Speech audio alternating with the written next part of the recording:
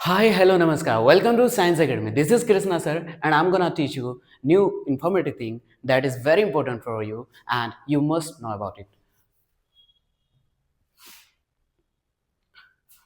Which one is correct? This is the most important thing, and most of the people do the mistakes here. ज्यादातर लोग कहते हैं कि my self Krishna, my self Ram, my self Shyam, my self Sita, kind of right. आप देखे होंगे कि बहुत सारे इंटरव्यू में है एंड बहुत सारे टीवी सीरियल में लोग कहते हैं कि my self Ram, right, hi my self Shyam. ये बहुत बड़ी मिस्टेक है गाइस, राइट. क्योंकि ये माई सेल्फ सब्जेक्ट के जगह पर कभी भी काम नहीं करता है. ये इसलिए ये गलत हो जाएगा. क्या हो जाएगा? ये गलत हो जाएगा. तो इसको सही कैसे करेंगे, राइट? सही कैसे करेंगे वीडियो के एंड में हम लोग समझेंगे. तो विच वन इज करेक्ट? अगर कोई आपको इस तरीके से ऑप्शन दिखे तो आंख मूंद करके इसको सही मत करिएगा, अदरवाइज गलत हो जाएगा. क्यों गलत हो जाएगा मैं आपको फिर बताऊंगा, राइट. अब माई सेल्फ इज कृष्णा ये भी गलत है, और I myself is Krishna ये भी गलत है. I myself are Krishna ये भी मिस्टेक से. तो सही क्या है? I myself am Krishna. This one is right. And क्यों राइट है I am telling you now. क्योंकि माई सेल्फ एक रिफ्लेक्सिव प्रोनाउन है. जो माई सेल्फ है आपका, ये एक रिफ्लेक्सिव प्रोनाउन है. कैसा प्रोनाउन है? रिफ्लेक्सिव प्रोनाउन है. और रिफ्लेक्सिव प्रोनाउन कभी भी सब्जेक्ट के जगह पर काम नहीं करता है. रिफ्लेक्सिव प्रोनाउन कभी भी सब्जेक्ट के जगह पर काम नहीं करता है.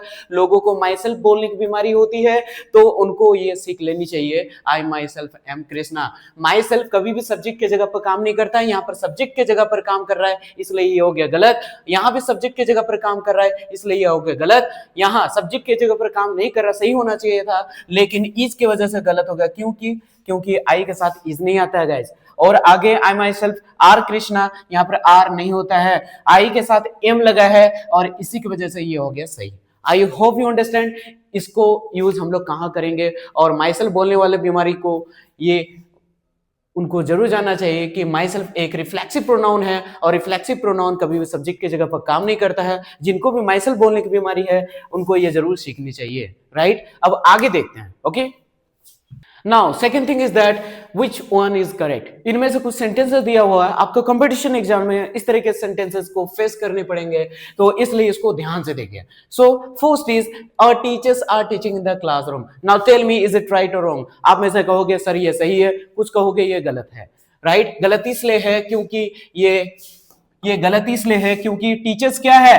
प्लूरल नाउन है, और प्लूरल नाउन के साथ कभी भी आर्टिकल नहीं लगता है, इसलिए ये हो गया गलत. Okay, and next is the teachers are teaching the classroom, right. यहां भी क्या लग गया? टीचर्स प्लूरल नाउन है, प्लूरल नाउन के साथ लग गया आर्टिकल द, इसलिए ये हो गया, ये भी गलत.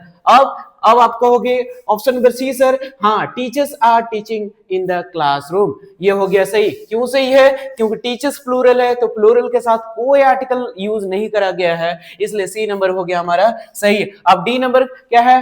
सर अगर सी सही है तो डी भी सही होना चाहिए. आपको ये लग रहा होगा, ये बिल्कुल गलत है. क्यों गलत है? क्योंकि teachers are fighting in the classroom.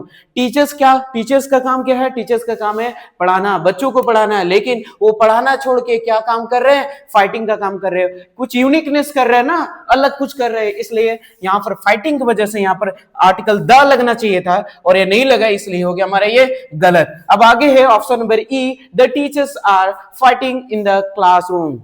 वो लोग क्या कर रहे हैं?